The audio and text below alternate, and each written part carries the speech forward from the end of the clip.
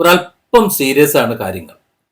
വേടന്റെ അറസ്റ്റുമായി ബന്ധപ്പെട്ടാണ് സംസാരിക്കുന്നതെങ്കിലും യഥാർത്ഥത്തിൽ വേടൻ എന്തിനാണ് അറസ്റ്റ് ചെയ്യപ്പെട്ടത് എന്ന കാര്യം അറിയുമ്പോൾ ഒരുപക്ഷെ നിങ്ങൾ ഞെട്ടും. ഇത്രയധികം ഡീപ്പായി മറ്റൊരു ചാനലും പറഞ്ഞു കണ്ടില്ല. ഇവിടുത്തെ വാർത്താ മാധ്യമങ്ങൾ സംസാരിക്കുകയുമില്ല. അതുകൊണ്ടാണ് വളരെ വിശദമായി സംസാരിക്കാമെന്ന് തന്നെ കരുതുന്നത്. നിങ്ങളുടെ സപ്പോർട്ട് എനിക്ക് ആവശ്യമുണ്ട്. ഈ വീഡിയോ പരമാവധി നിങ്ങൾ ഷെയർ ചെയ്യണം. നമ്മളൊക്കെ കരുതുന്നത് അല്ലെങ്കിൽ സമൂഹത്തിൽ പ്രചരിപ്പിക്കാൻ ശ്രമിക്കുന്നത് 5-8 പേർ വേടന്റെ സുഹൃത്തുക്കളും വേടനും അവരുടെ ഫ്ളാറ്റിൽ നിന്ന് 6 ഗ്രാം കഞ്ചാവ് പിടിച്ചു, അതുകൊണ്ടാണ് വേടനെ പൊക്കിക്കൊണ്ട് പോലീസ് കൊണ്ടുപോയത് എന്നാണ്. അങ്ങനെയാണ് നമ്മൾ ആദ്യം വാർത്ത കേട്ടത്. ശരിയാണോ? അല്ല, ശരിയല്ല. എന്നാൽ അത് പൊളിഞ്ഞു എന്ന് കണ്ടപ്പോൾ സ്റ്റേഷൻ ജാമ്യത്തിൽ പോലീസ് വിട്ടയച്ചു തടിയൂരി.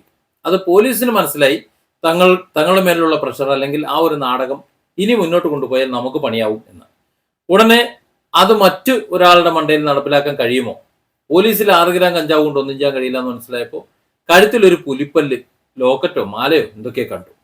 അപ്പൊ ഈ പുലിപ്പല്ല് അല്ലെങ്കിൽ പുലിനഖം എന്നത് ഒരു വിഷയമാക്കിയാൽ ഒരു 6-7 കൊല്ലം അകത്തിടാം, അല്ലെങ്കിൽ ഒന്ന് ഇടിച്ചു താഴ്ത്തി മൂലക്കിടാം എന്നൊക്കെ കരുതി ഒരു കേസ് വനം വകുപ്പിന്റെ കൊണ്ട് എടുപ്പിച്ചു. സത്യത്തിൽ ഈ പോലീസും ഈ വനം വകുപ്പും കേസെടുത്തത് കഞ്ചാവ് ഉള്ളത് കൊണ്ടോ ഈ പുലിപ്പല്ലുള്ളത് കൊണ്ടോ ആണെന്ന് നിങ്ങൾക്ക് തോന്നുന്നുണ്ടോ? അല്ല. അതാണ് എനിക്ക് വീഡിയോയിൽ നിങ്ങളോട് വളരെ വിശദമായി പറയാനുള്ളത്. കുറച്ച് വ്യക്തമായി പറയുന്നത് കൊണ്ട് വീഡിയോ ഒരു അല്പം നീണ്ടുപോയാൽ നിങ്ങൾ എന്നെ ഒന്നും പറയരുത്. ഇവിടുത്തെ ജാതി വ്യവസ്ഥകളിൽ, ഈ രാജ്യത്തെ ഭരണ വിഭാഗീയതകളിൽ, അധികാര രാഷ്ട്രീയത്തിൽ എല്ലാം കുറെ കാര്യങ്ങൾ മറഞ്ഞു കിടക്കുന്നുണ്ട്. നമ്മളത് ചർച്ച ചെയ്യുന്നില്ല, പക്ഷെ നമ്മളൊക്കെ അനുഭവിക്കുന്നുണ്ട്. മറ്റു വിധത്തിലൊക്കെയാണ് നമ്മൾ അനുഭവിക്കുന്നത് മാത്രം. ഞാൻ വളരെ വ്യക്തമായിട്ട് പറഞ്ഞുതരാം. അത്തരം കാര്യങ്ങൾ വിളിച്ചു പറയുന്ന ഒരു വ്യക്തിയായി മാറുന്നു. അതായത് ആ വസ്തുതകൾ എന്താണ് എന്ന് മനസ്സിലാക്കി കഴിഞ്ഞാൽ നമ്മളൊക്കെ ഞെട്ടിത്തിരിക്കും. അത്തരം കാര്യങ്ങൾ പച്ചയ്ക്ക് വിളിച്ചു പറയുന്ന ഒരു വ്യക്തിയായി വേടൻ മാറിയിട്ടില്ല, മാറും. അത് അവർ ഭയപ്പെടുന്നുണ്ട്. അപ്പോൾ സ്വാഭാവികമായും അത് എന്തൊക്കെയാണ് കാര്യങ്ങൾ, ആ കാര്യങ്ങൾ എന്തൊക്കെയാണ് നിങ്ങൾ ചിന്തിച്ചിട്ടുണ്ടോ? ഞാൻ ഓരോന്ന് പറയാം. ഇവിടെ നമ്മൾ തോട്ടത്തിൽ പണിയെടുക്കാറുണ്ട്. കുറച്ച് പറമ്പുള്ളവർ പണിയിൽ പറമ്പ് കളയ്ക്കാനും തടം തുറക്കാനും വെള്ളം കോരാനും മുളക് പറിക്കാനും ഒക്കെ, നമ്മൾ തെങ്ങ് കയറാനും ഒക്കെ പലരെയും വിളിക്കാറുണ്ട്, ജോലിക്കാരെ വിളിക്കാറുണ്ട്. ഇപ്പോൾ അതൊക്കെ ബംഗാളികളാണ് ചെയ്തുകൊണ്ടിരിക്കുന്നത്. നമ്മൾ പൊതുവെ ബംഗാളികൾ എന്ന് പറയുന്നത് അതിഥി തൊഴിലാളികൾ എന്ന് മനോഹര നാമം ഇട്ടു കൊടുക്കുന്ന ആ വ്യക്തികളാണ് ബംഗാളികൾ. അത്രയും മതി അലങ്കാരം. കാര്യം ഇവിടെ കാണിച്ചുകൊണ്ടിരിക്കുന്നത് അങ്ങനെയാണ്. അതുകൊണ്ട് അപ്പോൾ ആ ബംഗാളികളെയാണ് ഇപ്പോൾ വിളിക്കുന്നത്. അവരെ നമുക്ക് മാറ്റിവെക്കാം, പോട്ടെ. നമ്മുടെ നാട്ടിലെ വ്യക്തികളെയാണ് നമ്മൾ പണിക്ക് വിളിക്കുന്നുണ്ടെങ്കിൽ, പറമ്പിലെ പണിക്ക് വിളിക്കുന്നുണ്ടെങ്കിൽ ആരെയായിരിക്കും നമ്മൾ വിളിക്കുക? ഒന്ന് ചിന്തിക്കും. ഇവിടുത്തെ നായരെ, നമ്പൂതിരിയെ അല്ലെങ്കിൽ അതുപോലെ മറ്റാരെങ്കിലും പറമ്പിലെ പണിക്ക് വിളിക്കുമോ? ഇല്ല. ഇവിടെ പറയനും പെലയനും അതുപോലെ തീയനും അങ്ങനെ ആരെങ്കിലും ഒക്കെ ഉണ്ടോ എന്ന് നോക്കും. കാരണം അവൻ മതി, അവൻ അതിനൊക്കെ യോഗ്യത ഉള്ളവനാണ്, അവൻ അതിനെ യോഗ്യത ഉള്ളൂ എന്ന് നമ്മൾ മുദ്ര കുത്തി അങ്ങോട്ട് ഇട്ടേക്കാണ്. അവനാണ് ഇവിടുത്തെ പറമ്പിലെ പണി എടുക്കേണ്ടത്. അല്ലാതെ സവർണ മുദ്ര നമ്മളോട് ചാർത്തി കൊടുത്തിട്ടുള്ള കുറെ ആൾക്കാരുണ്ട്, നായർ, നമ്പൂതിരി പോലുള്ള കുറെ എണ്ണം.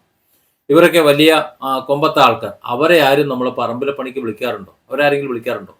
ഇല്ല, ആരും വിളിക്കാറില്ല. എന്തുകൊണ്ടാണ്? നമ്മൾ മനസ്സിലാക്കി വച്ചിരിക്കുന്നത് കേരളത്തിൽ തൊട്ടുകൂടായ്മ, തീണ്ടിക്കൂടായ്മ അല്ലെങ്കിൽ മറ്റ് ജാതി വ്യവസ്ഥകൾ അതും ഇതും ഒന്നും ഇല്ല എന്നാണ്. എന്നാൽ അത് ഏറ്റവും കൂടുതൽ ഇപ്പോഴും നടമാടുന്നുണ്ട്, ഇപ്പോഴും ഉണ്ട് എന്നതാണ് വസ്തുത. അത് വളരെ കൂടുതലുള്ള ഒരു കാലമാണിത്. പക്ഷെ അത് ആ വിധത്തിൽ നമ്മൾ മനസ്സിലാക്കുന്നില്ല എന്ന് മാത്രം. ഒരല്പം രാഷ്ട്രീയം കൂടെ കലർത്തിക്കൊണ്ട് നമ്മളെ തമ്മിലടുപ്പിക്കുന്നുണ്ട്. ആ കഥ ഞാൻ പിന്നീട് പറഞ്ഞുതരാം. ഏതായാലും ഇത്തരത്തിൽ സവർണ മുദ്ര ചാർത്തി കൊടുത്ത് വെച്ചിട്ടുള്ള ആൾക്കാരെ ആരെയും നമ്മളെ പറമ്പിലെ പണിക്കോ നമ്മുടെ പാത്രം കഴുകാനോ നമ്മുടെ മുറ്റമടിക്കാനോ അടിച്ചു വാരാനോ തുടയ്ക്കാനോ ഒന്നിനും നമ്മൾ വിളിക്കാറില്ല. വരുമോ ഇല്ലയോ എന്നുള്ളത് വേറെ വിഷയമാണ്. വിളിക്കാറില്ല. കാരണം അവരെയൊക്കെ നമ്മൾ എടുത്തു വെച്ചിട്ടുള്ളത് ആ ഒരു ലെവലിലാണ്. നമ്മൾ വിളിക്കുന്നത് അവിടെ പാണനും പറയനും ആരെങ്കിലും ഉണ്ടോ എന്ന് നോക്കും. കാര്യം അവരൊക്കെ അതിനെ പറ്റൂ എന്ന് നമ്മൾ ചിന്തിച്ചിട്ട് അവരെ വിളിക്കുന്നു, ഇല്ലേ? ഇനി കൂടുതൽ തെളിവ് വേണോ? നിങ്ങൾ അധികാര രംഗത്തേക്കൊന്ന് നോക്ക്. ഇവിടുത്തെ സർക്കാർ മേഖലയിൽ നോക്ക്. പൊതുമേഖല മറ്റു മേഖലകളിലൊക്കെ ഉന്നത ഉദ്യോഗസ്ഥന്മാരായിട്ട് അല്ലെങ്കിൽ അത്തരത്തിലുള്ള പദവികളിൽ എവിടെയെങ്കിലും ഇവിടുത്തെ താഴ്ന്ന ജാതിക്കാരെന്ന് നമ്മളൊക്കെ മുദ്ര കുത്തി അങ്ങോട്ട് ഇട്ടുകൊണ്ടിരിക്കുന്ന ഏതെങ്കിലും ഒരു വിഭാഗം ഉണ്ടോ? ഇല്ല. അങ്ങനെ ഒരു വിഭാഗത്തെ അവിടെ കൊണ്ട് എത്തിക്കില്ല. അവൻ എന്തെങ്കിലും പറഞ്ഞുകൊണ്ട് അവന് അത്താൻ സാധ്യത ഉണ്ടോന്നുണ്ടെങ്കിൽ ഏതെങ്കിലും വിധത്തിൽ മുടക്കും. ഒന്നിൽ വകുപ്പ് മാറ്റി എവിടെയെങ്കിലും കൊണ്ടുവന്ന് പ്രതിഷ്ഠിക്കും. അതല്ലെന്നുണ്ടെങ്കിൽ എന്തെങ്കിലുമൊക്കെ ചാരി കൊടുത്തിട്ട് അവനെ അവിടെ ഇടും. ആ പ്രൊമോഷൻ കിട്ടില്ല. ഇപ്പോ സംസ്ഥാന പോലീസ് മേധാവിയായിട്ട് ഒരു ഹരിജൻ വന്നാൽ എന്തായിരിക്കും അവസ്ഥ? സഹിക്കൂ? ബാക്കിയുള്ള മേലാവന്മാര് സഹിക്കൂല.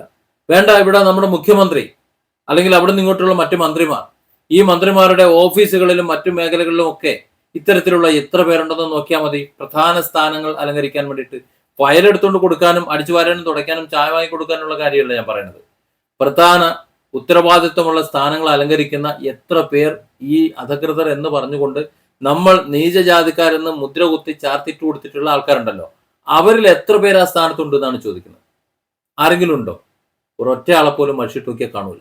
അവിടെയാണ് വേടന്റെ വാക്കുകളുടെ പ്രസക്തി കിടക്കുന്നത്. അയാൾ പറയുന്ന വരികളുടെ, പാടുന്ന പാട്ടുകളുടെ പ്രസക്തി വ്യക്തമാകുന്നത്. നമ്മളിങ്ങനെ ആക്ഷേപിച്ചിട്ടുള്ള ആ ഒരു അധികൃതരെന്ന് വിശേഷിപ്പിച്ചിട്ടുള്ള ഒരു വിഭാഗം ഉണ്ടല്ലോ, അതിലൊരുത്തൻ സ്വന്തം വഴി വെട്ടിത്തെളിച്ച് ഇങ്ങനെ വളർന്നു വളർന്നു വരുമ്പോൾ അവന്റെ മുന്നിൽ ആയിരങ്ങൾ, പതിനായിരങ്ങൾ, ലക്ഷങ്ങൾ തടിച്ചുകൂടി കോടികൾ ആരാധകരായിട്ടുള്ള ഒരു വ്യക്തിയായി മാറുമ്പോൾ സഹിക്കുമോ നമുക്ക്? അവന്റെ വരികളിലൂടെ, വാക്കുകളിലൂടെ പറയപ്പെടുന്ന രാഷ്ട്രീയമുണ്ടല്ലോ, ആ രാഷ്ട്രീയം സത്യത്തിൽ ഇവിടെയുള്ള മേലാളന്മാർ, രാഷ്ട്രീയ മേലാളന്മാർ ഭയപ്പെടുന്നു എന്നത് വസ്തുതയല്ലേ? വസ്തുതയാണ് എന്നതാണ് വസ്തുത. ഇവിടെ ജാതിയുടെ പേരിൽ ഇങ്ങനെ മാറ്റി മാറ്റി മാറ്റി മാറ്റി നിർത്താൻ ശ്രമിക്കുമ്പോൾ അതിനിടയിലാണ് ഒരുത്തൻ ഇങ്ങനെ വാലും കുരുത്തു പൊന്തി ഇങ്ങനെ വരുന്നത്. അങ്ങനെ വരുമ്പോൾ അവൻ വിളിച്ചു പറയുന്ന സത്യങ്ങൾ ചിലയിടങ്ങളിൽ വലിയ പ്രത്യാഘാതങ്ങൾ ഉണ്ടാക്കും. അത് ഇതുവരെ ചാനലുകൾ പറഞ്ഞതുപോലെ അല്ല. ഇവിടെ പല ചാനലുകളും പല പത്രമാധ്യമങ്ങളും സംസാരിച്ചിട്ടുണ്ട്. അതുപോലെയല്ല. അത് നമ്മുടെ കേരളത്തിൽ അല്ലെങ്കിൽ ഈ ഒരു ഇട്ടാവട്ടത്ത്, എറണാകുളത്ത് എവിടെ മാത്രവുമല്ല, നമ്മുടെ രാജ്യം മുഴുവൻ നിൽക്കുന്നുണ്ട്. ഞാൻ നിങ്ങളോട് ചോദിക്കുന്നത് നമ്മുടെ രാജ്യത്തിന്റെ ഇന്നത്തെ സ്ഥിതിയാണ്. നമുക്കറിയാമല്ലോ, പെഹൽഗാമിൽ കഴിഞ്ഞ ദിവസം കുറച്ച് തീവ്രവാദികൾ കുറെ നിരപരാധികളെ കൊന്നൊടുക്കി.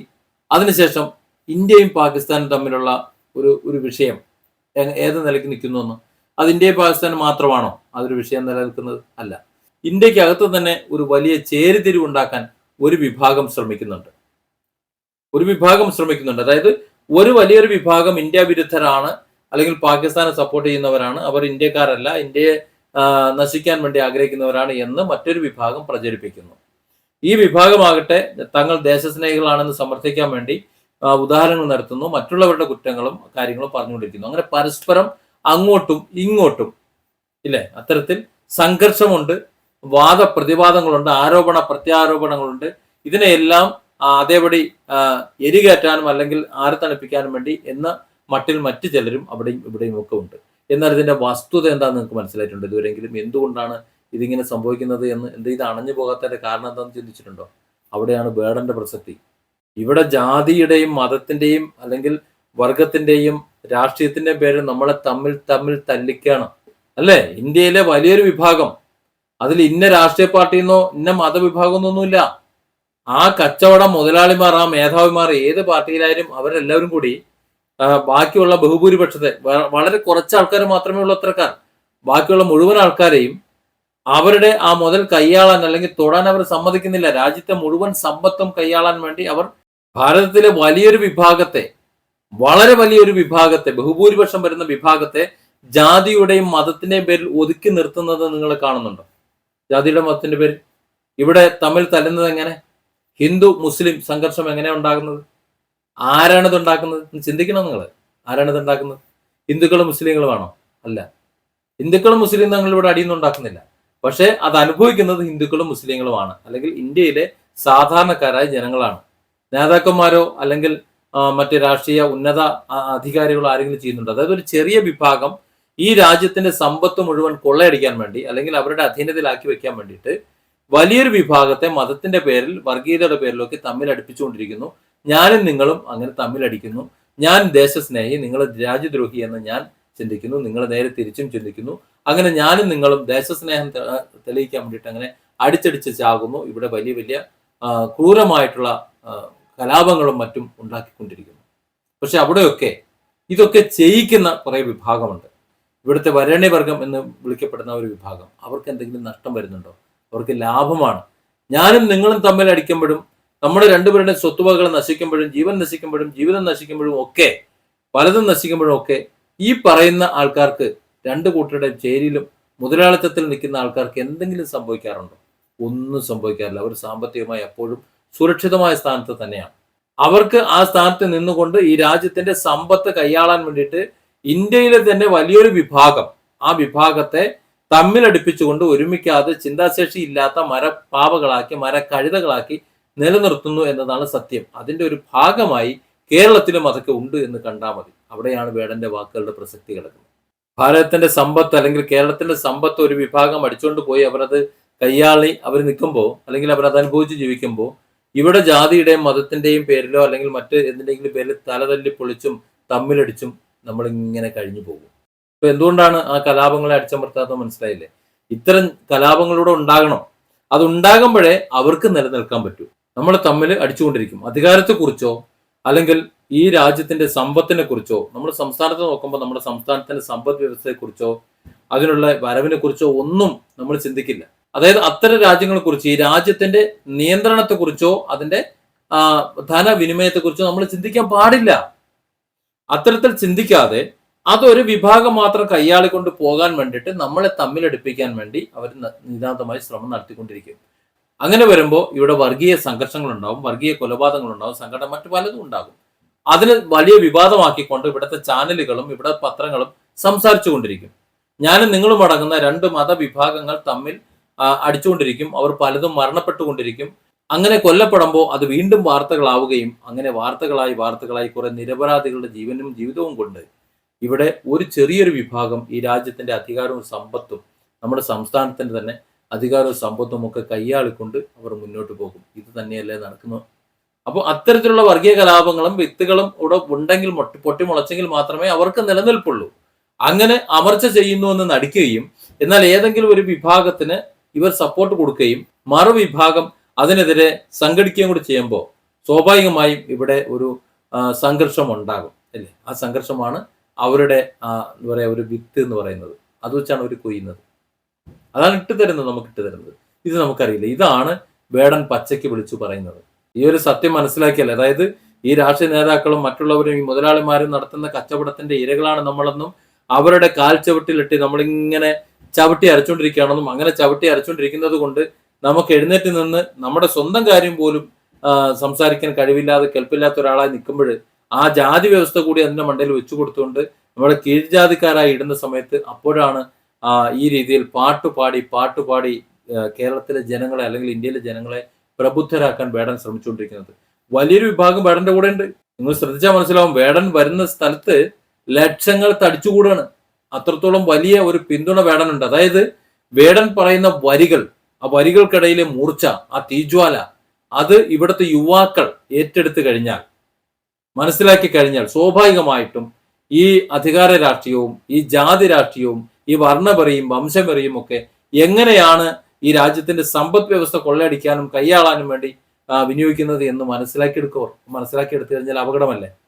അത് അപകടമാണ്. അതാണ് ഏറ്റവും വലിയ അപകടം എന്ന് പറയുന്നത്. ആർക്ക്? ഈ രാജ്യത്തെ വരേണ്യ വർഗമെന്ന് സ്വയം തീരുമാനിച്ച് കസേരയിൽ ആസനം പൂഴ്ത്തിയിരിക്കുന്ന അവർ ചിന്തിക്കുന്ന അങ്ങനെയല്ലേ? അവരത് അങ്ങനെയാണ് ചിന്തിക്കുന്നത്. അത് വിളിച്ചു പറയുന്നതാണ് വേടൻ ചെയ്യുന്ന തെറ്റ്. സ്വാഭാവികമായിട്ടും വേടന്റെ പാട്ടുകളിലൂടെ ഈ പറയുന്ന ലക്ഷക്കണക്കിന് വരുന്ന യുവജനം അത് മനസ്സിലാക്കി കഴിഞ്ഞാൽ നഷ്ടപ്പെടുന്നത് ആർക്കാണ്? ഇവിടുത്തെ ഈ പറയുന്ന വരേണ്യവർഗത്തിനും ഈ സമ്പദ് വ്യവസ്ഥ കൈയാളുന്നവർക്കും തന്നെയല്ലേ? സ്വതവേ ജാതി വ്യവസ്ഥയിൽ ഒരു വിഭാഗത്തെ കാൽ ചുവട്ടിലിട്ടേക്കാണ്. അവൻ അധകൃതൻ, അവൻ ശരിയല്ല, അവൻ അത് ചെയ്താൽ മതി, അവൻ തെങ്ങിക്കയറിയാൽ മതി, അവൻ ഒലയുരിക്കാൻ മതി, ഇങ്ങനെ തീരുമാനിച്ചിട്ടേക്കാണ്. ഇവിടെ ഭരണവും മറ്റു കാര്യങ്ങളൊക്കെ ഞങ്ങൾ ചെയ്തോളാം, ഞങ്ങളാണ് ഉന്നത കുലജാതർ, ഞങ്ങളുടെ പടിപ്പുരയുടെ 20 അടി മാറി നീ നിന്നാൽ മതി, ഇങ്ങനെയുള്ള തീരുമാനങ്ങൾ ഇപ്പോഴും എടുത്തിരിക്കുമ്പോൾ സർക്കാർ സംവിധാനങ്ങളുടെ ഔദ്യോഗിക സ്ഥാനങ്ങളിൽ പോലും ഇത്തരത്തിലുള്ള അധികൃത എന്ന് മുദ്ര കുത്തിക്കൊണ്ടവർ മാറ്റി നിർത്തപ്പെടുമ്പോൾ സ്വാഭാവികമായും വേടൻ ഇത് വിളിച്ചു പറയുമ്പോൾ ഇത് എല്ലാ സ്ഥലത്തും എല്ലായിടത്തും അതിന്റെ അനുരണങ്ങൾ ഉണ്ടാകും എന്നതാണ് അതിന്റെ ഒരു വസ്തുത. അപ്പൊ സ്വാഭാവികമായും അയാളെ ഒതുക്കണം. അതാണ് അതിന്റെ വസ്തുത. അല്ലാതെ ഒരു കഞ്ചാവോ അല്ലെങ്കിൽ ഒരു പുലിപ്പല്ലോ ഒന്നും അല്ല വിഷയം എന്ന് പറയുന്നത്. വേടൻ അപകടമാണ്. ഇപ്പൊ തന്നെ വലിയ തീക്കുണ്ടമായി മാറിക്കഴിഞ്ഞു. നാളെ ഒരു വലിയ ആറ്റം ബോംബായി ഇവിടുത്തെ ഈ ഭരണകർത്താക്കളുടെ ഈ രാഷ്ട്രീയ മുതലാളിമാരുടെ മണ്ടയിൽ വന്ന് വീഴുന്ന ഒരു സാഹചര്യം വരും. ജനങ്ങൾ മുഴുവൻ പ്രബുദ്ധരാകും. ജനം സ്വീകരിക്കണം. അവർ മടുത്തു കഴിഞ്ഞു ഈ ജാതി രാഷ്ട്രീയത്തെ, ഈ അധികാര രാഷ്ട്രീയത്തെ ഒക്കെ വെറുക്കുന്ന, തിരിച്ചറിയുന്ന ഒരു സമൂഹമായി മാറുന്നു. അതാണ് വേടൻ ഇത്രയധികം സ്വീകാര്യം കിട്ടുന്നത്. ആ സ്വീകാര്യത തങ്ങളുടെ സ്ഥാനം, തങ്ങളുടെ കസേര തെറിപ്പിക്കും. ഇനിയുള്ള കാലത്ത് തങ്ങൾക്ക് ഇവിടെ സ്ഥാനമില്ല, തീർത്തും ഒരു ജനാധിപത്യ രാജ്യമായി ഒരുപക്ഷെ ഇന്ത്യ മാറിയേക്കുമെന്ന് സംശയിച്ചു കഴിഞ്ഞാൽ സ്വാഭാവികമായും വേടനെ ഒതുക്കും. വേടനെന്നല്ല, വേടനെ പോലെ ആര് വന്നു കഴിഞ്ഞാലും ഈ ഭാരത ജനതയ്ക്ക് അത്തരത്തിൽ ഒരു വൈജ്ഞാനിക ബോധം പകർന്നു കൊടുക്കുന്ന ആര് വന്നാലും അവർ തകർക്കും. അത് തന്നെയാണ് വേടൻ തകർക്കുന്നതിലെ പ്രധാന ഇഷ്യൂ. അല്ലാതെ 1.5 ഗ്രാം കഞ്ചാവോ അല്ലെങ്കിൽ ഒരു പുലിപ്പല്ലോ ഒന്നും അല്ല. സംഗതി മനസ്സിലായില്ലേ? Different angles. Don't forget to subscribe and support this channel.